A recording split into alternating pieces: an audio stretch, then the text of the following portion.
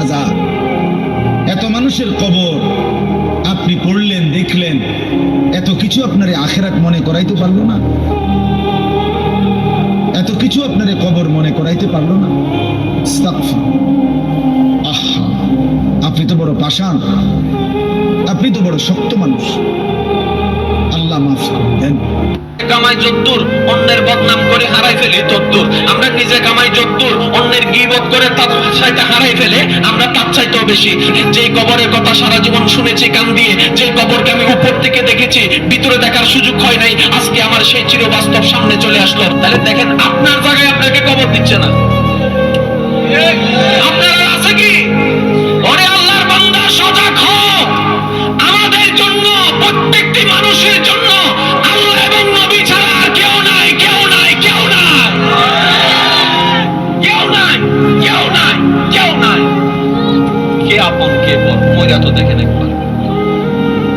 কবরে নিয়ে যাওয়ার মানুষগুলা একটাও দুশমন ছিল না, সবগুলা আপন মানুষটাই নিয়ে যাচ্ছে। আমি চিৎকার দিয়ে, আওয়াজ দিয়ে বললাম, ভাই তোরা তো জানিস আমি কবরে থাকতে পারি না, তোরা তো জানিস আমি অন্ধকারে শুইতে পারি না, তারপরও আমার জন্য কবরটা খুলে দিলি। খাটের নিচে যখন চোখ দিয়ে তাকালাম, ইমানদার ভাই মনের কান দিয়ে শুনুন, খাটের নিচ দিয়ে যখন চোখ দিয়ে তাকালাম, মনে মনে ভাবলাম হয়তো শত্রুরাই কবরের দিকে নিয়ে যাচ্ছে। যখন নিচে তাকাই দেখলাম চোখ কপালে উঠে গেল, একজন আমার দুশমন নয়, সব আমার আপন গুলাই আমাকে খাটের মধ্যে নিয়ে কবরের দিকে নিয়ে যাচ্ছে। কে আপন, কে আপন? প্রশ্ন করতে থাকুন নিজেকে, কে আপন, কে আপন? উত্তর আপনি পাবেন না, উত্তর আপনি পাবেন না। এবার কবরের মধ্যে চলে গেল। গভীর মনোযোগ। প্রস্তুত আছেন তো? প্রস্তুত আছেন তো? ইনশাআল্লাহ। প্রস্তুত আছেন তো?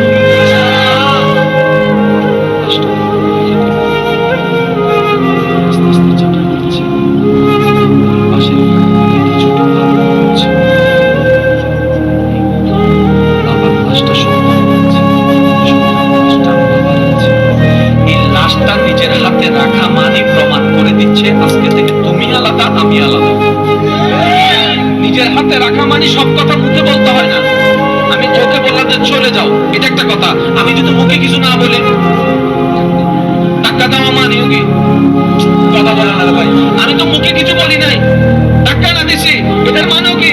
চলে যাওয়া। আল্লাহর বান্দা, বাবার লাশ যখন সন্তান রাখে নিজের হাতে, ওই হাতে রাখাই প্রমাণ করে দেয় আজকে থেকে তোমার সাথে আজকে থেকে কোনো সম্পর্ক নাই, তুমি আলাদা, আমি আলাদা।